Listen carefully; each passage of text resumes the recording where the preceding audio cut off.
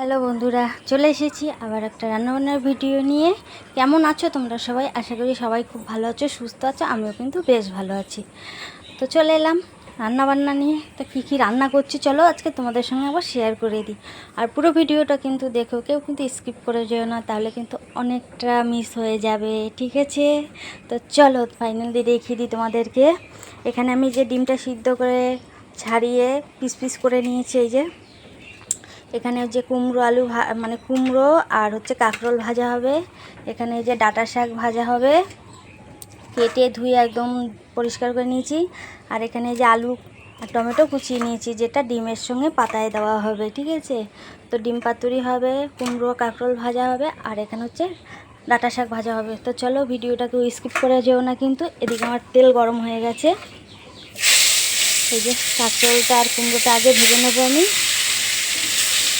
কাঁকরোলটার কুমড়োটা ভাজা বসিয়ে দিয়েছি, ঢাকা দিয়ে দিই, তাহলে তাড়াতাড়ি হয়ে যাবে। আর এখানে তো যে ভাত বসিয়ে দিয়েছি এই জায়গা।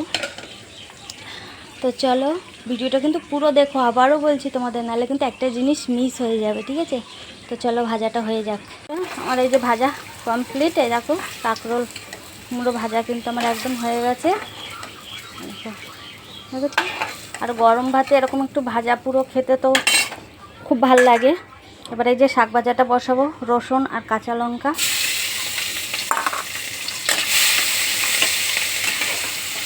শাক ভাজা একটু রসুন না দিলে ভালো লাগে না খেতে, একটু রসুন কাঁচা লঙ্কা দিয়ে ভাজলে পরে শাক ভাজা কিন্তু টেস্ট অন্যরকমও হয়।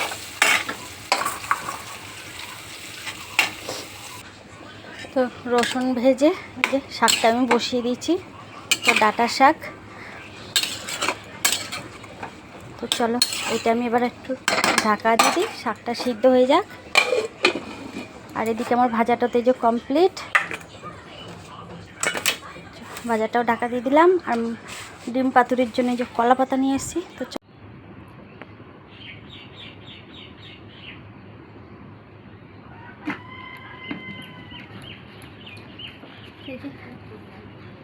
ডিম পাতুরিটা রেডি করছি। তো ভালো করে ভিডিওটা দেখে নাও বন্ধুরা। তোমাদের তো আগে মাছ পাতুরি দেখিয়েছি আমি, আজকে ডিম পাতুরি আগে একদিন তোমাদেরকে দেখিয়েছি, আজকে আবার দেখে নাও। তো কীভাবে আমি করছি তোমরাও চাইলে ট্রাই করতে।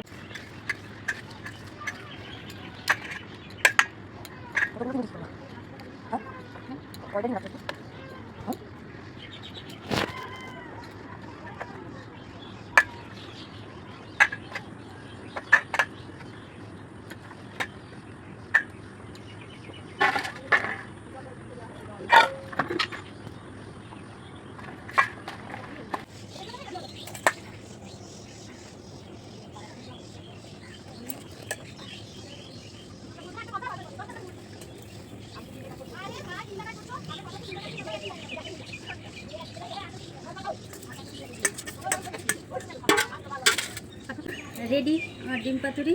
তোমরা একবার কাছ থেকে দেখে নাও যে কতটা কালারফুল হয়েছে আর কেমন হয়েছে। ভিডিওটা পুরো দেখেছো তো, কেউ মিস করোনি তো?